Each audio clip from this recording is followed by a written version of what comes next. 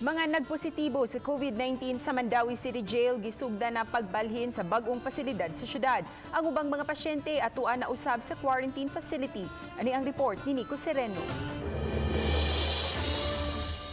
Gihimo kagabi ang transfer sa 95 ka mga persons deprived of liberty gikan sa Mandawi City Jail. Kuha kini atol sa pagbalhin kanila gikan sa karaan nga building sa may barangay Look. Sa bag-o nga jail facility sa barangay Basak, gipahimutang ang mga nagpositibo sa COVID-19. Gawa sa istrikto nga seguridad atol sa transfer, misubay sab og kuting nga protocol ang pagbalhin pagsiguro sa ilang kaluwasan. Higpit ang disinfection bisan gani mga handcuff. Naka-full PPE usab ang mga mi-assister kanila.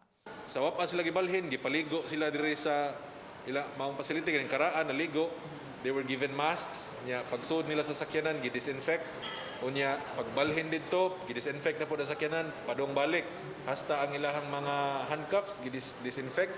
Sa kinatibukan, 184 na ka mga PDL o inmates ang positibo sa COVID-19 sa maong pasilidad ug may usa ka jail personnel. Ang jail officer gibalhin na hinuon sa Bayanihan Center aron maatiman.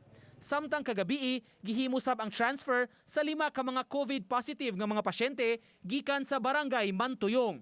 Dito sila gidala sa Mandawi City Central Quarantine Facility ug sila ang una nga mga pasyente sa pasilidad nga gigamit na.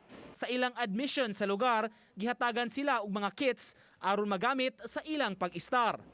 Sa ato amanggong pag-assess sa lugar, medyo dikit o kanang close proximity kayo ang mga kabalayan diri sa barangay Mantuyong, diri sa Sitio Asinan, Zone 5 ug Zone 6. Mao na nga gidesisyonan ni Mayor nga ipabalhin gyud ang maong mga pasyente ngadto sa ato ang isolation unit. 280 na ang kinatibuk-ang kaso sa COVID-19 sa Mandawi City, mayoriya niini mga PDL sa prisuhan. Uban ni June Solon, Nico Sereno, Balitong Bisdak.